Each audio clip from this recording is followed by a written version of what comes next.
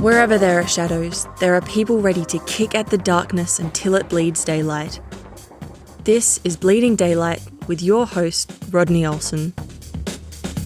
Welcome. Please consider sharing this and other episodes through your social media accounts or through word of mouth with friends, so that more people can kick against the darkness. You'll find our social media links at bleedingdaylight.net. Today I'm talking to a husband and wife who are using their decades of marriage experience to help others build strong relationships that will go the distance.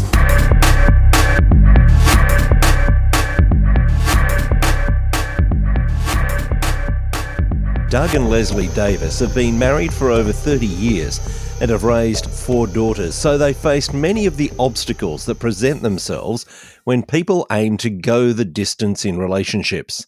Through the Vision-Driven Marriage podcast, marriage retreats, coaching and other resources, they seek to help couples to connect, learn, encourage and be encouraged. They are my guests on Bleeding Daylight today. Doug and Leslie, thank you so much for your time. Oh, it's wonderful to be here. Thank you for having us. Yes, thank you so much for having us with you. When we stand in front of a group of friends and say, I do, I'm sure that most people have a vision of how things are going to pan out from that point, but it can often be less about what we imagine happening at that time and more about the unexpected things in life that we encounter that define our marriages. So take me back to that day for the two of you. What were your expectations all those years ago on your wedding day? I think we spend a lot of time planning the wedding and don't spend a lot of time planning the marriage. We were both very young when we got married. We were 20 when we got married. I was basically on autopilot. I was going with the flow. However things went, that's how they went. But I praise the Lord that Doug was grounded in Christ, because that's probably the only way we would have made it through. I think when you're young and you enter into a marriage, you have ideals of what you think things could be, that pie in the sky kind of idea. And you're not really sure how to get there. And so, Leslie was talking about just being on autopilot or going with the flow. I think one of the things that we've learned the most since our marriage is how to be more intentional, to do the things that we want to do. And rather than just, floating down the river of life, being intentional about what we do and where it's going to take us and how we can achieve the things we want. But Leslie had just turned 20 when we got married. I was a month away from turning 21. We weren't even aware of how many things we didn't know at that point. Yeah. I don't, there's a certain time where you just think you can just conquer the world. Yeah, conquer the world. You've got the world by the tail. And I don't even think we knew how many things we didn't know at that point. But one thing we did know is that our relationship was a priority. Always our relationship has been a priority. We go into marriage knowing that relationship is a priority, but not really knowing what that means, because we hear people talking about making marriages work and working hard on relationships. And yet in those early days, relationships can just seem so easy. So we don't really know what's going to come around the corner, do we? No, we don't. And Rodney, I think that one of the things that we do so often is that we think everything's always going to be that honeymoon phase. Some people struggle when the first real trial or the first real test happens in their marriage. And that's when you find out whether you are willing to work through some of those difficulties, or if you're going to try to ignore them and pretend they didn't exist, just push it under the rug, or if you're going to argue and fight. The issues that we see so often actually come from people trying to ignore things, trying to hope that if I ignore the difficulty we're facing today, maybe tomorrow it'll be gone and I can pretend it never happened. And then you store up all of those days that were struggles until they burst. There is that way of thinking that everything's going to be fine, so I don't necessarily have to work on it or maybe pay a bit of attention to it. But then I'm wondering how many couples go into marriage with that fatalistic view that I see so many marriages around me failing, so we'll give it a shot, but hey, we don't know. That is a problem too, because if you go into a marriage doubting, thinking that maybe the relationship's not going to be a priority, you're probably already on a course for at least some type of defeat. Right. And I know that Leslie sees that a lot in the counseling office. She has been blessed to have a counseling ministry. I'm the pastor of a church. And so one of the things that I try to do when I do premarital counseling, I spend just a short amount of time trying to find out how easy it is to talk them out of their relationship. Because if I can talk them out of their relationship in 3 minutes in my office before they're married, it points out what we really need to work on. Because you're right. There's some people who think marriages fail, mine might fail, but I'll cross my fingers and hope. You don't have to cross your fingers and hope. You can do things that will allow your marriage to make it regardless of your circumstances. Yeah. Circumstances stink. There's stuff that's going to happen in your life that's going to be terrible. Very few people escape having to face those difficult circumstances, but there are things you can do that will allow you to draw closer to one another during those difficult times instead of letting those difficult times cause you to grow farther apart. I think when you're defining those things that you can do, they're all kind of defined by being in a covenant relationship. The Lord is in a covenant relationship with us. He has made us promises that he keeps regardless of what we do, right. And I think that's a premise for making a marriage relationship a priority, is that when you enter into that, you're entering into a covenant, right, as opposed to a contract. And when you're behaving in a covenant relationship in the marriage, there's a lot of things, the Bible says that love covers a multitude of sin, and just being in a covenant relationship, there's a lot of difficulties that kind of smooth themselves over just because you're behaving with covenant behavior in that relationship. And there's circumstances too that aren't, it's not that they suck, it's just that they're hard. They're still good. Like when we had children, when we had our first child, I was 23.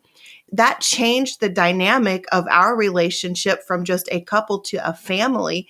And there was a lot of adjustments in there that kind of took us by surprise. I don't know that we were ready for them, but because we were operating in a covenant relationship, we made the changes that needed to be made in order to take us from a couple to a family. And we kind of smoothed right through that. Well, we decided to have 3 more. We made it through the mistakes anyway. Yeah.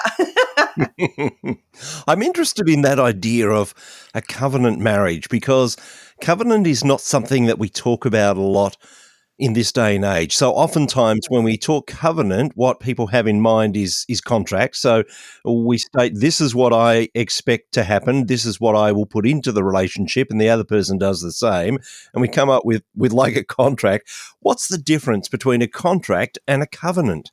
In a contract, both parties sign an agreement that if you hold up your end of the bargain, then I am contractually obligated to hold up my end as well. So if I hired you to put a fence in my backyard, you put up the fence, I pay you. But if you decided that you were only going to put up 2 sides of the fence and you didn't finish it, I would then no longer be under obligation to hold up my end to pay you. And too many people view marriages like that, like it's a contract. But God says it's a covenant. Here's the big difference. In a covenant, you do what you said you would do simply because you promised you would. It has nothing to do with whether the other side holds up their end of the agreement or not. And, that's the way that God relates to us. And I really like that, because if I was responsible for holding up my end of what I'm supposed to do all the time, I wouldn't receive the blessings and the grace and the mercy that I'm given. But God gives those things because he said he would. And I'm so grateful. When God dealt with us with covenant, every time, regardless of which covenant agreement it was, the covenant would be laid out with an event of some sort where he would show himself to his people. There would be a promise that would be made, and then there would be a symbol of that promise. Like when God said that he would never again destroy the whole world with water, he made that promise and then put a rainbow in the sky to be the symbol of that promise that he made. And in a wedding, that's really what we're doing. And if we look at it properly, we are coming together. The ceremony is the event. We make promises to one another that we will love each other fully, wholeheartedly for the rest of our lives, and put a ring on each other's finger as a symbol of that event.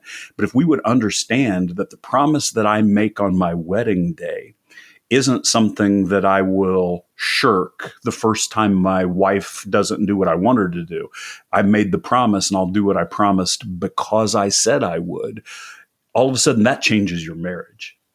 It's interesting when we're talking about that, because I know that through the ages that has led people to say, well, I'm in this covenant marriage. I have said I will do this and I'll do this no matter what. And I know that it has caused some people to stay in marriages that have been not just difficult, but sometimes been abusive. So it's difficult sometimes for people to draw that line. How do we start to have a look at that? And I know that many people will rush to breaking down a marriage too quickly, but how do we know when that time has come? The Bible outlines very clearly when there's been adultery in that marriage, that covenant has been broken. When that covenant has been broken, God gives you the choice to remove yourself from that marriage with his blessing. And sometimes that's really, really hard. And that's not often preached in our current society. Right. It's not God's desire, but it's something that he allows. He said that he would, that you'd been released, even though it was never his will for that adulterous relationship to happen in the first place. But with the specific of your question with abuse, we want to make sure your listeners understand this. We don't advocate that anyone stay in a place where they are being physically or verbally abused ever. You need to find someone who can help you. You need to make sure that you're safe. But there are ways to fix the things that are broken in your relationship so that you're changed. It's not just that you're enduring. I made a promise, so I'll suck it up and endure the rest of my time. It's not like it's a life sentence. God wants to bring a change in you and a change in your relationship. When you enter into a covenant relationship, you're responsible as the spouse for holding up your end of the covenant. If your spouse is not holding up their end of the covenant, then God may give you the release from that relationship because the other person's not holding up their end of the covenant. It's an interesting topic, and I guess there's a lot that you would encounter during your times of counselling. But I want to move away from that now and talk about the everyday sort of things that can trip us up in a marriage. And I imagine that you have faced your fair share. What are some of the things that have caused you to stop and reassess and say, okay, we need to do better? I think whenever you see the increase of a negative emotion, that's generally a red flag to say, okay, we need to regroup and process what has caused that negative emotion. And most of the time, that negative emotion is anger. When you're feeling angry towards your spouse, that is generally a time to just say, okay, what's causing that anger? We need to check, we need to regroup and remember our priority. Our priority is the relationship. Mm-hmm. And if there's something that's undermining that relationship, be able to communicate through that and talk about that with the relationship being a priority. The other thing that we've learned is so many times we struggle to communicate, not because we struggle to talk to one another, but we struggle to hear each other properly. For generations now, we understand that men and women process things differently. We can accomplish the same things. I am so blessed that I have a wife who is very, very talented, can do amazing things, but she and I don't always start at the same place. We can accomplish the same thing, do the same thing. But when she uses certain phrases, she might mean something different than when I use the same word. A lot of the struggles that we faced early on were because we made the assumption that I think a lot of your listeners make. We don't mean to, but we think other people do things exactly the way we do them. We think they're motivated by what motivates us. We think that they use words the way we use words, or that they think the way we think. And very often that's not true. And so as you learn about your spouse, one of the most important things that we had to learn to do was ask each other questions, especially when we were emotionally charged and frustrated or angry. We had to start listening to each other to find out what was really going on. Leslie, interestingly, you speak about that anger that can sometimes rise within us, and there's an anger perhaps against our spouse. How important is it for us to actually check ourselves and find out if that's something that our spouse has done, or it's a trigger that comes from something that may be way back in our past? Being able to step away from the situation that you feel like is triggered that anger and process like what is at the core of it. And generally, I just tend to think about, okay, what's the worst thing that can happen in that situation? Like, what is the ultimate fear? And that will generally guide you to the idea of what is at the basis of that anger. When you can answer that question honestly, what's the worst thing that can happen?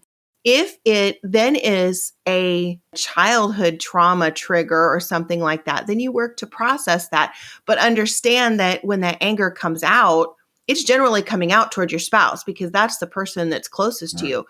And as the spouse who's dealing with a husband or a wife who's triggered, being able to press into that relationship with the compassion and the love and trying to understand where your spouse is coming from, that all works to, solidify that relationship and not undermine it. How important is it for us at times to step away from a heated discussion or an argument and say, let's put this on hold for now? Doug and I came into our relationship with different processing. We were taught as children to process difficulties differently. Right. His parents would always sit down and process a heated argument or something at the moment. Like, you just pressed into it and I think probably because your family was all boys, there was not a lot of emotion in processing a difficulty. But me, I needed a break, generally a time to process how I felt about a situation, because when I was processing how I felt, I had no control over my mouth. And so I needed to step away and take a 10 or 15 minute break. So I think in a relationship, it's just about knowing what you need. When you're working covenantally in your relationship, you make that agreement to come back and talk about whatever it was that went down, after you take the break. And you're not stonewalling as you step away, but you agree to come back and talk about those things. Early on when we were married, we discovered that big difference because the first real disagreement that we had, I wanted to work through it right then. I thought that's what you did so that you could bring healing pretty quickly. So, I wanted come here right now. Let's work through this. She needed time to process. So she wanted to take off for a little bit and calm herself so that she didn't say anything she'd later regret. Me wanting to make her come back and work on that frustrated her more. Her wanting to take off and not deal with it now frustrated me more. And so I think a lot of couples can relate to that. They just have a different processing mechanism. But here's what we discovered. We could actually demonstrate love in a practical sense and honor in a practical sense by the way we dealt with that disagreement. Because my innermost being wanted to work on it right now.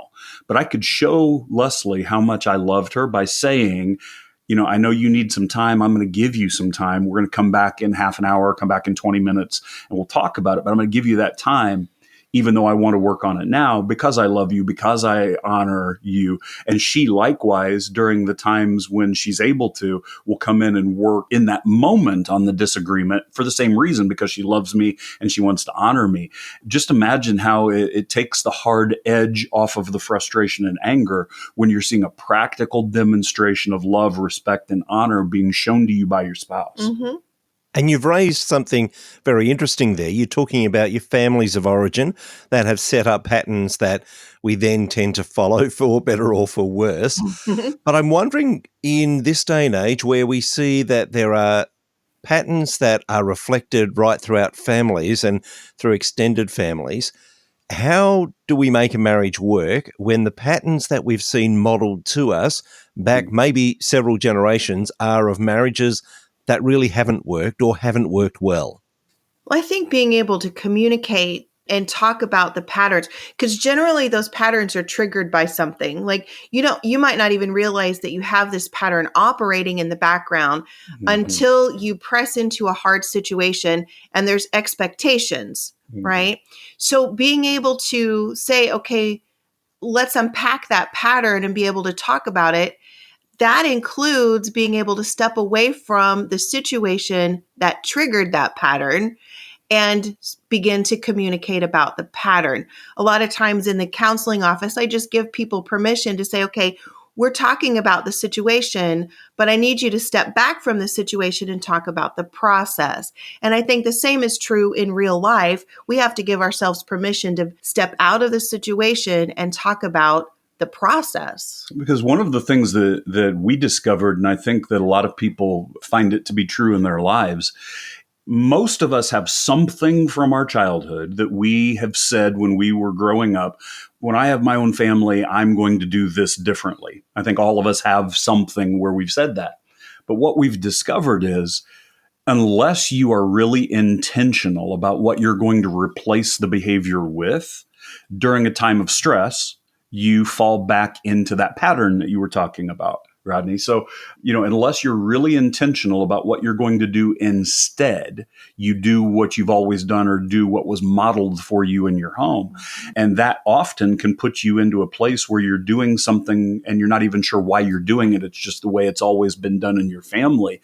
So when Leslie was talking about unpacking that, that's the first step in being able as a couple to being intentional and to do something different so that you can bring about what you want in your marriage instead of just tolerating this is how it's always been so far. Mm-hmm. And having an honest conversation about talking about what works for your relationship. What works for our relationship may not be what works for John and Jane who live down the street. Being able to have that honest conversation about what works in your relationship and why it works in your relationship, that's making the relationship a priority and working together on the difficult things that you encounter. You talk a lot with people that you deal with when you're trying to help with marriages about how to affair-proof a marriage. In today's sex-soaked culture, is that even possible? I think so. I think it's very possible when you understand what it means to live in a covenant relationship. Living in a covenant relationship means that you strive to have intimacy in your relationship. And it's not just sexual intimacy, it's recreational intimacy, it's emotional intimacy, and you're protecting that. So as you're protecting those types of intimacies, you're affair-proofing your marriage. Understanding how interactions are outside of your marriage and what can build a connection between someone else that should be a connection with just your spouse is important. And a lot of times, again, we're on autopilot and we don't realize that because we have a need that's being unmet in our relationship, and we begin to find, most of the time even accidentally find, that somebody else is able to meet that need. And then all of a sudden you're opening your relationship to being at risk of an affair. Too many people think that an affair is only if there's a physical relationship with someone else. And too often we see emotional affairs take place that may or may not ever become physical. Understanding that each spouse has needs and then recognizing the whole purpose by God's design for the marriage is for two people to become one. And by default, we don't process like we ought to. That means that we get to be the ones who provide for our spouse in a way that's complete and fulfilling. And so it's not just being intimate physically, but it's being intimate emotionally, being intimate spiritually. If you are providing for your spouse what your spouse needs, they are much less likely to look for that need to be met anywhere else. Elsewhere. Absolutely. I think one of the things that's really strong in our relationship is that Doug has worked really hard to provide and to make our relationship an emotionally safe place for me, so that when I have an emotional need, when there's something that I'm upset about or something that I need to talk about, or a time where I'm just crying, like sometimes I'm just a hot mess. Us girls just have those days, right? I can come to him and unload that. And he's like, okay, do you need me to listen or do you need me to fix it? And a lot of times I'm just like, no, I just need you to listen. I just need you to listen and hold me. And that's it. And that emotional support in that moment keeps me from seeking that emotional support outside of our relationship. Now, Rodney, that was a lesson that took me a long time to learn. because I'm wired. I am made to fix it, things. yes. That's what I do. I come in and I slay the dragon and I rescue the maiden. I come in and I fix things. And so it took me a long time to realize that there are times where Leslie will come to me with a situation and the whole purpose is for me to fix it.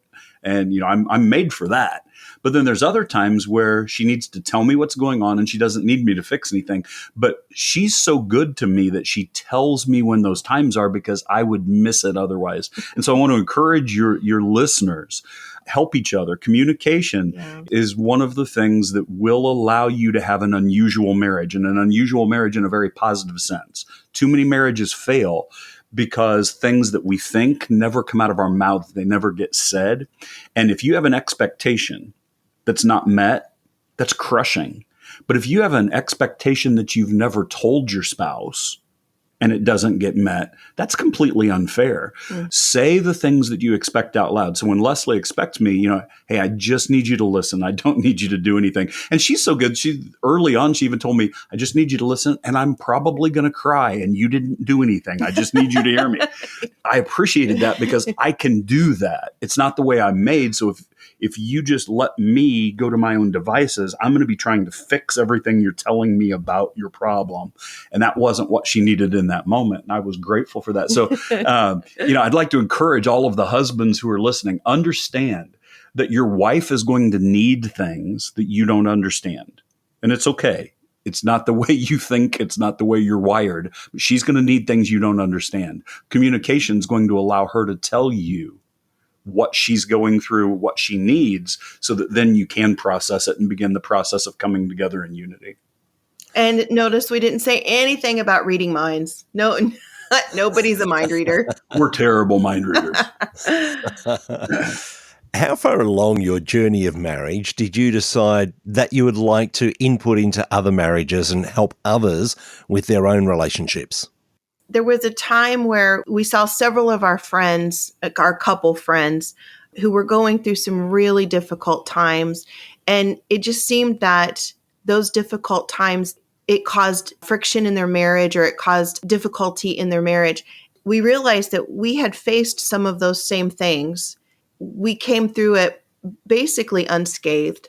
And we realized that the Lord really had his hand on our marriage. It was then that we kind of realized that, we need to start unpacking why we come through some of these things unscathed, why and how is the Lord leading us to do some of these things that we see other couples going through and not coming out unscathed. That's kind of what launched the ministry. It's like, okay, Lord, what do you want us to tell people and encourage people to do? And it did. He brought us to a lot of the realizations of the things that he'd brought us through to do well. And then that became our mission, was just to help people do these things better than how they're doing them now. We argued and fought with God first. We knew we were supposed to be sharing some of the things we've learned. And our very first thought was, why us? Why would anybody listen to us? Because we knew that there was nothing special about us as individuals, but we knew that there were some things that we'd learned that God, basically wanted us to share. Not because we had it all figured out. We don't. Right. We've still got a lot of things that we're constantly in the process of learning and constantly in the process of having things be refined within us. So we were, why should we do that? We don't have any reason why anybody would listen to us, et cetera. But I think what it came down to was we knew that there was a calling. Share what you've learned. And let other people not necessarily just learn what you've learned, but understand that there's hope, that you don't have to just go with the flow. You don't have to go on autopilot. You can be intentional and you can do things. Every day you can do things that will bring you closer to your spouse rather than doing things that cause you to be two individuals who share a house. Mm-hmm. And it must be incredibly empowering for you and encouraging for you when you see some of the couples that you're working with have that aha moment, realizing that actually there is hope. This relationship that we stood in front of our friends and said, I do about, actually we can carry this out. Tell me maybe one or two stories where that's actually happened for couples that you've been spending time with.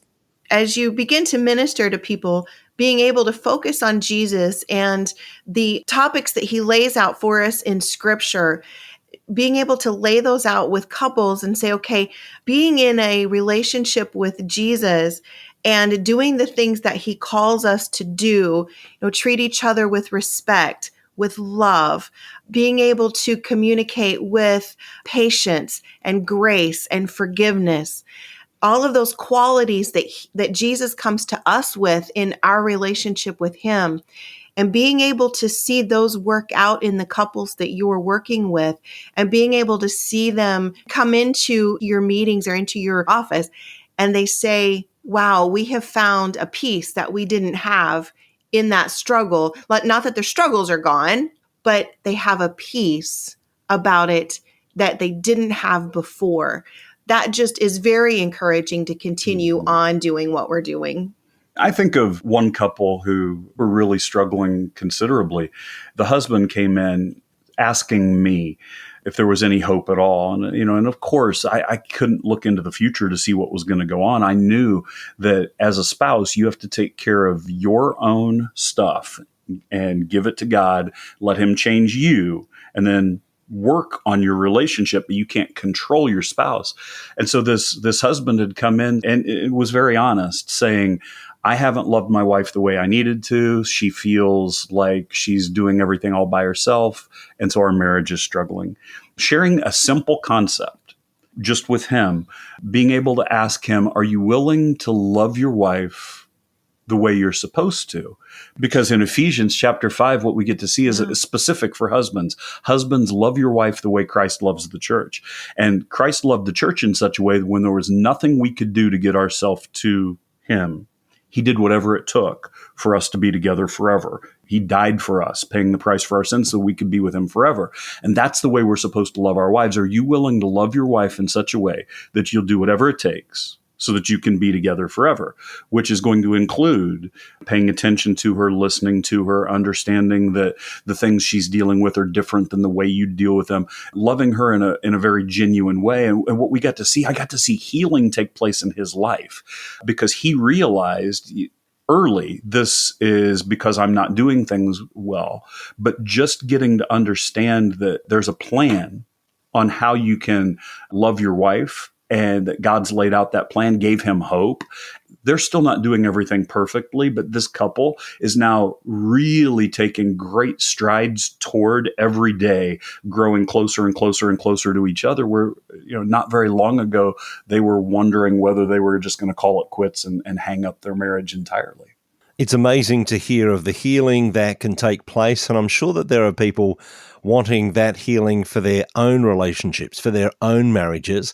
If people are wanting to get in touch with you, maybe to listen to the podcast or just to read some of the things that you're writing about marriage, what is the easiest way for people to find you? They can visit our website at heartcallministries.org. Or they can go to the Vision Driven Marriage podcast, wherever they listen to their podcasts. And we've got episodes that are on some fairly specific topics. And so if there's something specifically that you're looking for an answer to, just check it out. See if there's an episode of the Vision Driven Marriage that might address that. Yeah. And I will put links in the show notes at bleedingdaylight.net so that they're easy to find. Doug, Leslie, it's been so good to talk to you. Thank you for sharing part of your own life, and thank you for what you're doing in marriages and helping others. It's been great to have you as part of Bleeding Daylight. Well, thank you, Rodney. It has been awesome to be here. It's been our pleasure. Thank you for listening to Bleeding Daylight. Please help us to shine more light into the darkness by sharing this episode with others. For further details and more episodes, please visit bleedingdaylight.net.